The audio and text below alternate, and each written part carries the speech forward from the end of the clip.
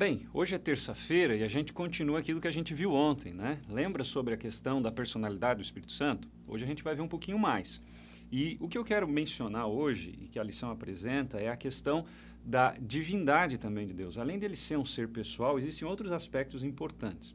Por exemplo, quando a gente vai ao livro de Gênesis, no capítulo 1, nós temos a seguinte expressão no verso 1 e 2. Diz que no princípio criou Deus os céus e a terra. Aí na sequência, verso 2 diz que a terra estava sem forma, vazia. E diz o final do verso, e o Espírito de Deus pairava sobre as águas. Então nós precisamos entender de que uma energia não tem poder de criação. Uma energia não tem poder de fazer as coisas saírem do nada. E quando a Bíblia apresenta que o Espírito Santo estava presente na criação, e que Deus Pai estava presente, que Jesus estava presente, que é confirmado em João capítulo 1, nós percebemos então de maneira muito clara de que o Espírito Santo tem aspectos também da divindade, além de ser uma pessoa como vimos ontem. Veja, outra característica interessante que nós encontramos. Por exemplo, em Mateus capítulo 12, no verso 31 diz assim: Por isso vos declaro, todo pecado e blasfêmia serão perdoados aos homens, mas a blasfêmia contra o Espírito não será perdoada.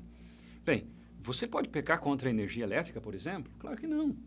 Você pode pecar contra um ser humano? Pode, mas nesse caso aqui é um pecado imperdoável. E é uma sequência de pecados, de resistir, de entristecer, não é? De endurecer o coração.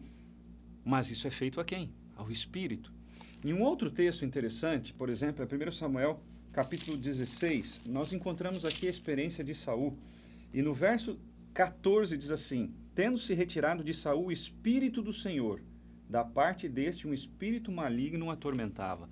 Então veja, quando o Espírito Santo, que é Deus, que é um ser pessoal, ele se retira do ser humano por uma sequência de erros, uma vida inteira de erros, que a pessoa fecha as portas, então ele recebe, não é, essa ofensa chamada pecado contra o Espírito. Então significa que, na realidade, nós estamos nos dirigindo diretamente ao próprio Deus.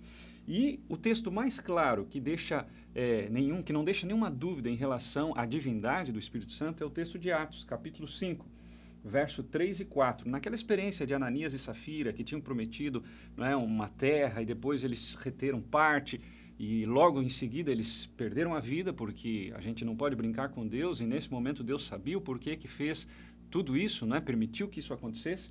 Olha o que diz o versos 3 e 4 de Atos 5. Então disse Pedro: Ananias, por que encheu Satanás teu coração para que mentisses ao Espírito Santo, reservando parte do valor do campo? Conservando porventura não seria teu? E vendido não estaria em teu poder? Olha só, verso 3 diz que Ananias mentiu ao Espírito Santo. E o verso 4: Como, pois, assentaste no coração esse desígnio? Não mentistes a um homem ou a homens, mas a Deus. Então, está claro, o Espírito Santo é Deus. E nessa lição desse dia, nós estamos simplesmente abrindo a palavra de Deus e deixando claro de que nós não podemos ignorar esta verdade. Amanhã a gente continua.